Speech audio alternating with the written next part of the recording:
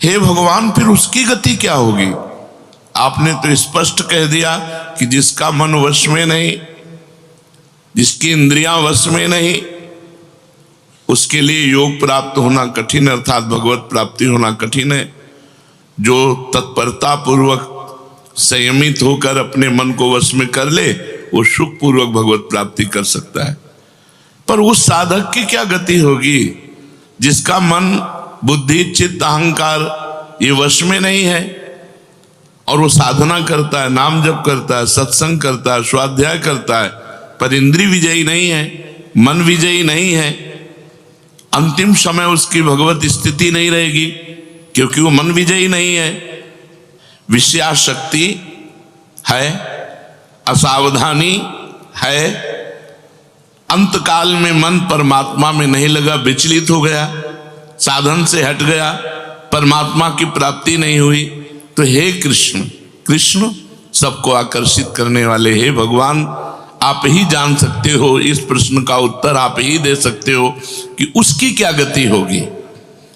तात्पर्य है कि वो नरक तो जाएगा नहीं, क्योंकि नाम जप करता है, थोड़ा भी नाम जप करता है तो नरक नहीं जाएगा, थोड़ी भी भक्ति करता है तो नरक नहीं जाएगा। अजामिल के प्रसंग में यमराज जी ने अपने दूतों को आदेश किया था कि यदि कोई भी नारायण कृष्ण हरि बोलता है, गले में कंठी बांधे, वैष्णव है, भगवान का दास है, भूल करके मत जाना, तो नरक तो जाएगा नहीं, क्योंकि साधन करता है, नाम जप करता है, पाठ करता है, पर जितेंद्रीय नहीं है, मनोनिग्रह नहीं, इसलिए भगवत प्राप्ति तो होगी नहीं, ये भगवान कह रहे हैं। पर नरक तो जाएगा नहीं, क्योंकि नाम जप करता है, और स्वर्ग की इच्छा नहीं, इसलिए स्वर्ग नहीं जाएगा, और मोक्ष इसलिए नहीं हुआ कि वो मन इंद्रियों को बस में नहीं किया। तो उसकी गति क्या होगी? काम गतिम कृष्ण गच्छति, वो किस गति को प्राप्त होगा? कश्चिन्नो भय विभ्रष्टस् छिन्ना भ्रमिव नश्यति, अप्रतिष्ठो महाबाहो विमूढ़ो ब्रह्मणा पथि। हे महाबाहो, हे अजान बाहु, संसार के आश्रय से तो रहित है और परमात्मा के मार्ग में भ्रष्ट हो गया है, परमात्मा को प्राप्त नहीं कर पाया और संसार के मार्ग को छोड़ दिया है, दोनों ओर से भ्रष्ट हुआ, उसकी क्या गति होगी? कहीं वो किसी बादलों की तरह छिन्न भिन्न नष्ट तो नहीं हो जाएगा। दोनों ओर से भ्रष्ट हुआ, अर्थात संसार मिला नहीं, परमार्थ में भगवान मिले नहीं, तो उसका समय जो परमार्थ में गया, जो भजन साधन में गया, वो सब बेकार हो गया, क्योंकि आपकी तो प्राप्ति हुई नहीं। एतन्मे संशयम कृष्ण छेतुर्मर्हस्य शेषतः त्वदन्या संशयस्यास्य छेता नाहुपपद्यते। हे कृष्ण, मेरे इस संदेह को सर्वथा छेदन करने के लिए आप ही समर्थ हैं, क्योंकि किसकी क्या गति होगी इसका निर्णय तो सिर्फ भगवान कर सकते हैं। इस संशय का छेदन करने के लिए आपके सिवाय इस सृष्टि में दूसरा कोई नहीं हो सकता, इसलिए आप का गति कृष्ण, उसकी क्या गति होगी? भगवान बोल रहे हैं, बहुत सुंदर बोल रहे हैं। पार्थ नैवेह नामुत्र विनाशस्तस्य विद्यते, नहि कल्याण कृत कश्चित् दुर्गतिम तात गच्छति। पहली बात है कि उसकी दुर्गति नहीं होगी, ये तो बस पक्की मान लो, वो नरक नहीं जाएगा, वो स्वर्ग नहीं जाएगा, मोक्ष नहीं होगा, लेकिन उनकी दुर्गति भी नहीं होगी। ऐसा नहीं है कि वो दुर्गति को प्राप्त हो जाए। जिसको अंतकाल में भगवान का स्मरण नहीं होता, उसका कहीं पतन तो नहीं हो जाता? अर्जुन का पूछना था। इस बात को लेकर के बहुत व्याकुलता थी कि बेचारा साधन कर रहा है, इंद्रियां बस में नहीं, मन में बस में नहीं, तो अंत समय भगवान का स्मरण नहीं होगा तो उसकी दुर्गति हो जाएगी। तो भगवान कह रहे पार्थ नैवेह नामुत्र विनाशस्तस्य विद्यते। हे पृथानंदन, सच्चे हृदय से जुड़ा था, भगवान जुड़ना देखते। रहत न प्रभु चित चूक किए की, करत सुरत सै बार ही की। भगवान उसकी क्रियाओं को नहीं देखते, उसके चित्त को देखा, हृदय की बात देखी। वो भगवान से जुड़ना चाहता है, वो भगवान को प्यार करना चाहता है, वो भगवान से मिलना चाहता है, पर इंद्रियां वश में ना होने के कारण, मन वश में ना होने के कारण बार बार वो विषयों में फिसल जाता है, बार बार भोगों में पतित हो जाता है। तो भगवान उसका पतित होना नहीं देखते, भगवान उसका चित्त से जुड़ना देखते हैं। रहत न प्रभु चित्त चूक किए की, करत सुरत सरबार हिए की। हृदय की बात देखते, सच्चे हृदय से भगवान में जुड़ना चाहता था। अब उसका पतन नहीं हो सकता, मरने के बाद भी पतन नहीं हो सकता। जितनी उसकी स्थिति भजन में बन गई है, उसके नीचे वो गिर ही नहीं सकता। बहुत बढ़िया बात है। हमारा अगर 100 नाम जप हो गया है तो 101 से चलेगा अगले जन्म में, 99 से नहीं चलेगा। जिसकी जितनी भजन में स्थिति हो गई है, उससे वो नीचे वो नहीं गिर सकता। देखो, पहली बात तो दुर्गति हो नहीं सकती, नरक जाना नहीं है, स्वर्ग जाना नहीं है, दुर्गति होनी नहीं है। आगे भगवान बताएंगे उसकी गति क्या होगी। उसकी साधना जितनी है वो कभी नष्ट नहीं हो सकती। चाहे जितना बड़ा पाप बन जाए, उस पाप का उसे दंड भोगना पड़ेगा, लेकिन उसकी साधना नष्ट नहीं होगी। ये इस मार्ग का बहुत बड़ा सपोर्ट है कि मानो हम दिन भर भजन किया, हमसे शाम के गलती हो गई तो बोले दिन भर का भजन नष्ट हो गया। नहीं, आपका भजन दिन भर का वो है, और जो आपकी गलती हुई वो अलग है। गलती का आपको प्रायश्चित या दंड भोगना पड़ेगा, और भजन आपका सुरक्षित है। वो नीचे नहीं गिरेगा, उसकी साधन सामग्री नष्ट नहीं होगी। ये बहुत हृदय को शीतलता पहुंच। हमने जो नाम जप किया वो हमारा सुरक्षित है, नाम जप वो कभी नष्ट नहीं होगा। उसका पारमार्थिक उद्देश्य भी नहीं बदलेगा। उसने उद्देश्य बनाया भगवत प्राप्ति, वो उद्देश्य भी उसका नहीं बदलेगा। हाँ, कितने जन्म लगेंगे ये उसका प्रयास होगा, प्रयत्न होगा। वो जन्मता मरता रह सकता है, ना भजन उसका नष्ट होगा, कम होगा, ना उद्देश्य उसका बदलेगा। वो लगेगा भजन। भक्त बीज पलटे नहीं, जो जुग जाए अनंत, ऊंच नीच कुल उपजय होए संत को संत। वो कभी ऐसा नहीं हो सकता कि इतना भजनानंदी अब भ्रष्ट हो गया तो वो पतित हो गया, नीच और दुर्गति, अरे सब बेकार, कुछ नहीं। जो गलती हुई उसका दंड मिलेगा, और जहां से वो भजन कर रहा है वहीं से उसकी भजन की स्थिति आगे बढ़ेगी। जैसे उदाहरण में राजर्षि भरत का उदाहरण दिया था कि हिरन पे वृत्ति गई तो हिरन बने, लेकिन गंडकी नदी में खड़े होके हिरन बन करके भी इतना भजन किया कि अगला जन्म जड़ भरत जी के रूप में ब्रह्मबोध संपन्न महापुरुष के रूप में हुआ। तो भगवान कहते हैं, न ही कल्याण कृत कश्चित दुर्गतिम तात गच्छति।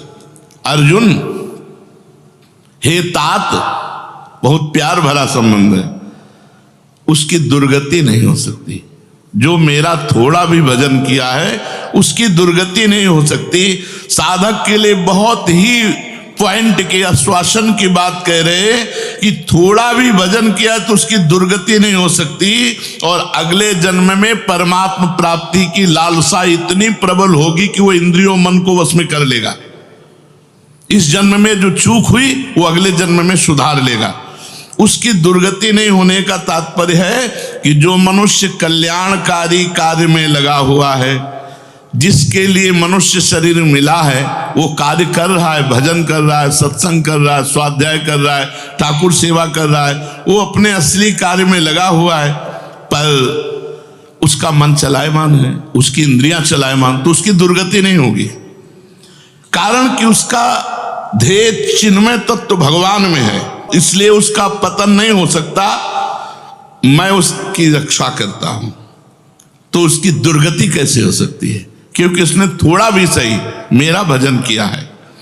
मेरी दृष्टि सर्वभूत हिते रता है, सब पर मोरी बराबर दाया, सब मम प्रिय सब मम उपजाए, मैं सबको प्यार करता हूं। फिर जो मनुष्य मेरी तरफ चल पड़ा, अपना किसी तरह से कल्याण परम हित मानकर मेरी तरफ चल पड़ा, तो मैं उसे सबसे ज्यादा प्यार करता हूं। फिर मैं जिसे प्यार करता हूं उसकी दुर्गति कैसे हो सकती है? प्यार तो सबको करता हूं, लेकिन जो अपना मान करके मेरी तरफ चल पड़ा, मेरा भजन करने लगा, उसकी दुर्गति कैसे हो सकती है?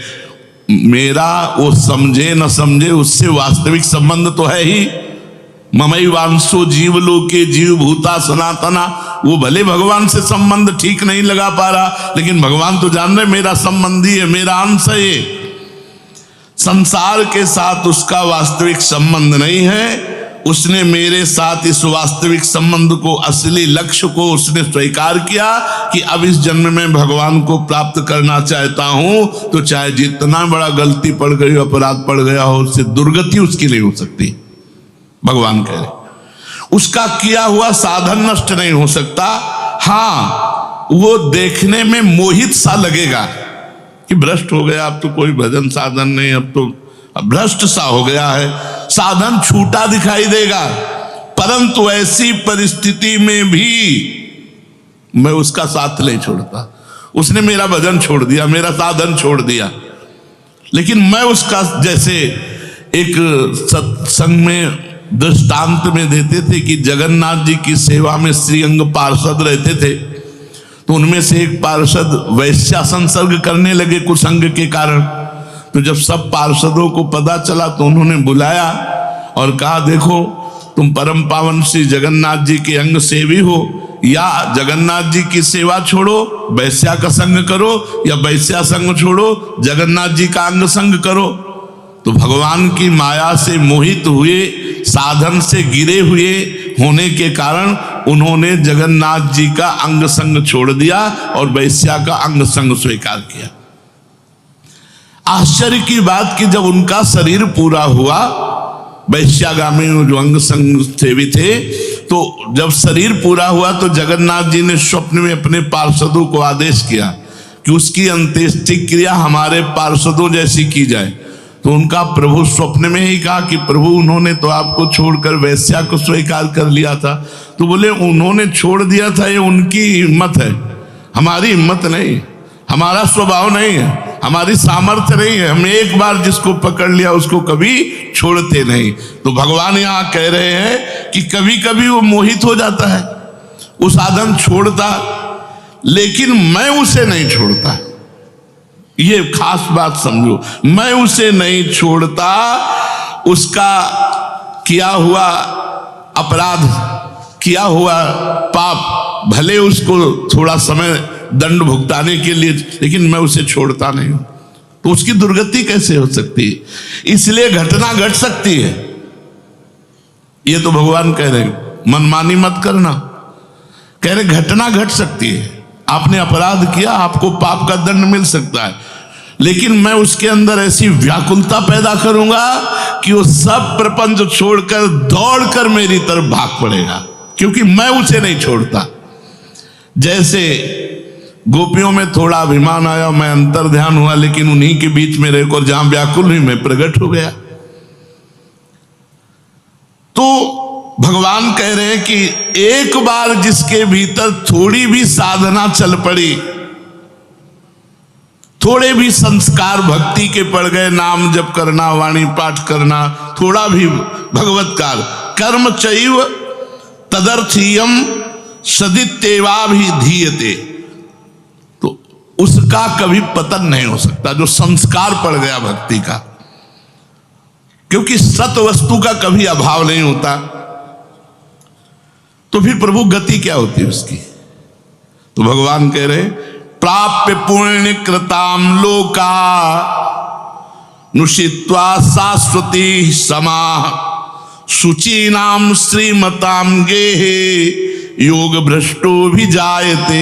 आहा, प्राप्य पुण्य कृताम लोकान, उसने गंगा स्नान किया है, उसने नाम जप किया है, उसने वाणी पाठ किया है, उसने ठाकुर सेवा की, तो कोई साधारण है? बहुत बड़ा धनी है। भले लोक भ्रष्ट हो गया है, भले इंद्रियां उसके कब्जे में नहीं, भले मन उसके कब्जे में नहीं, लेकिन साधारण जीव नहीं है। वो भगवान का जन है, उसने नाम जप किया है, वाणी पाठ किया है, ठाकुर सेवा की, धामवास किया, तीर्थ अवगान किया, प्राप्य पुण्य कृताम लोकान। जो बड़े बड़े याज्ञिकों को, कि बोले इतने यज्ञ किए, अश्वमेध यज्ञ किए, जो बड़े बड़े याज्ञिकों को जो सांगोपांग करते हैं, उन लोगों को स्वर्ग आदि लोकों पर अधिकार होता है। इसलिए वो पुण्य कर्म कहते हैं तो पुण्य लोक उनको प्राप्त होते हैं। पाप कर्म करने वालों को नरक भेजा जाता है। परंतु साधक पुण्य कर्म थोड़े किए, भजन किए, तो जैसे किसी रास्ते में चल के उसकी वीआईपी व्यवस्था की जाए, ऐसी व्यवस्था उसकी होती है स्वर्ग में। जितने दिन उसको अगला जन्म नहीं मिलेगा, उतने दिन भारी व्यवस्था स्वर्ग में उसकी होगी। पुण्यवताम लोके, जो बड़े बड़े पुण्य आत्मा पुरुष प्राप्त करते हैं, इतनी अमुक यज्ञ की, अश्वमेध यज्ञ की सांगोपांग, उनको उसकी वीआईपी व्यवस्था होगी। प्राप्य पुण्य कृताम लोका नुषित्वा शाश्वती समाहा।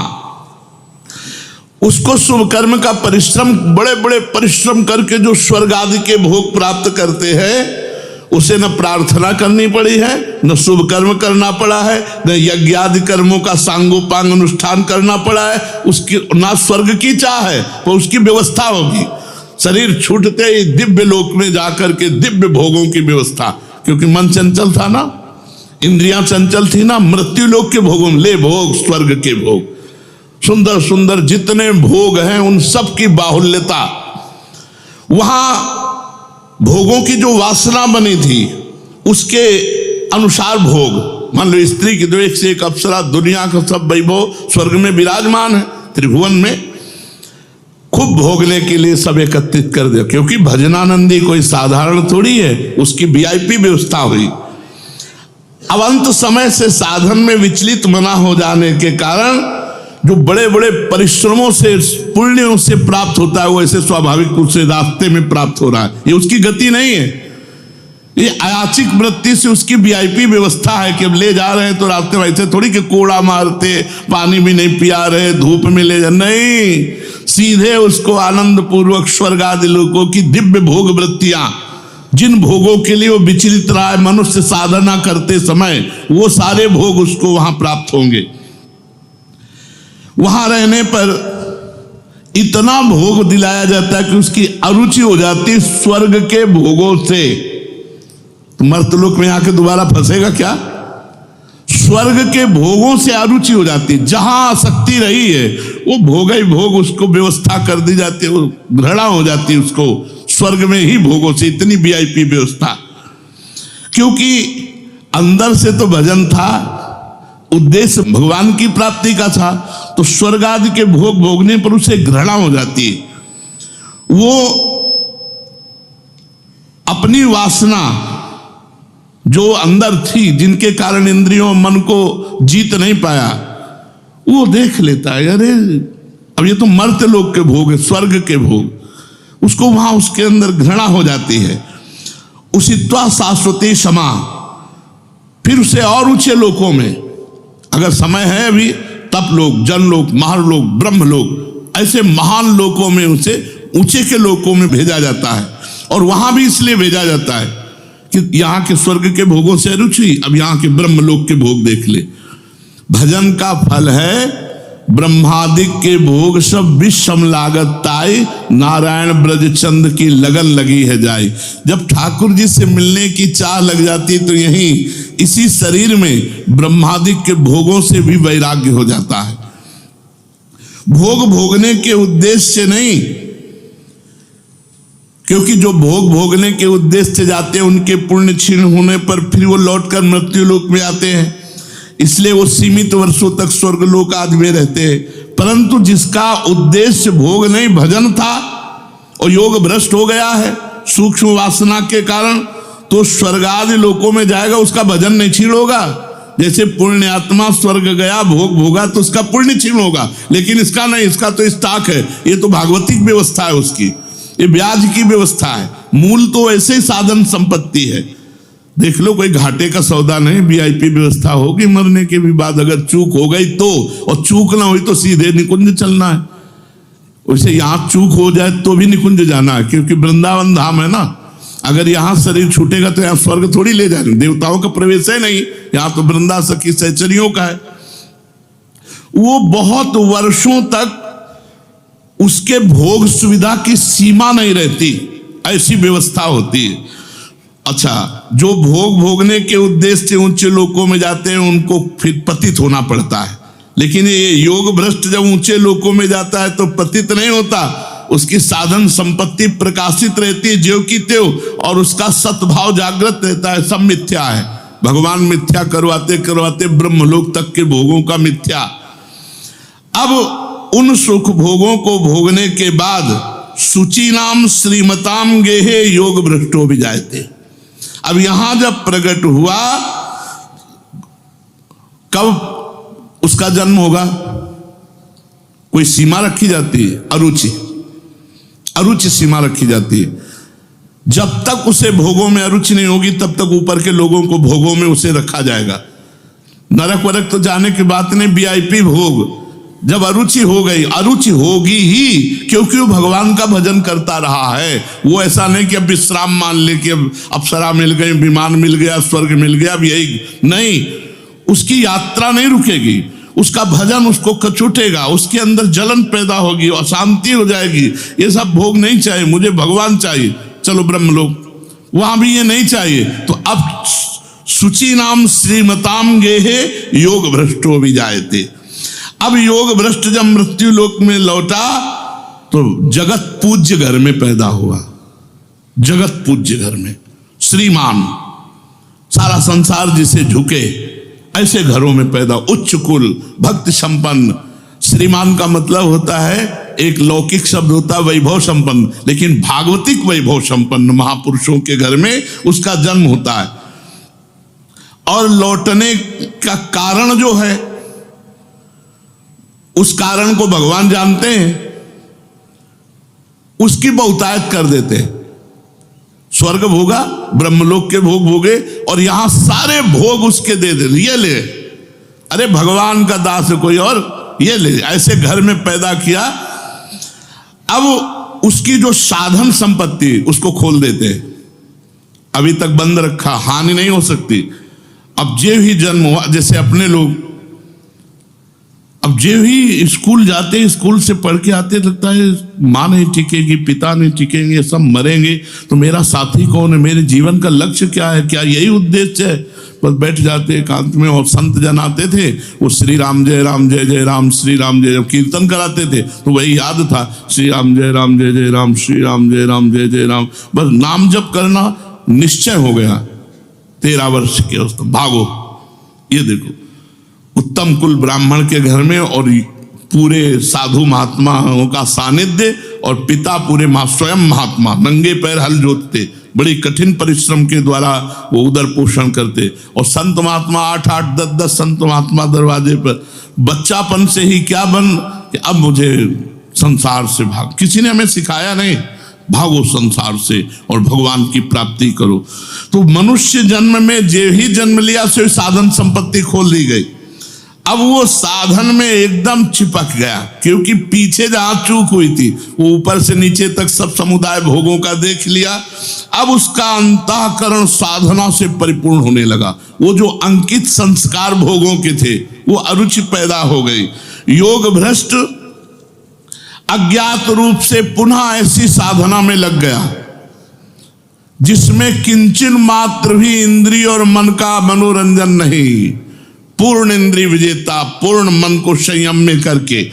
अब वो ऐसी योग भ्रष्ट जो पुरुष था, श्रीमानों के घर में जन्म लेकर के वो भोगों में फंसेगा नहीं, पुनः भजन में बड़ी तेजी से चल देगा, और ये उसका आखिरी जन्म होगा।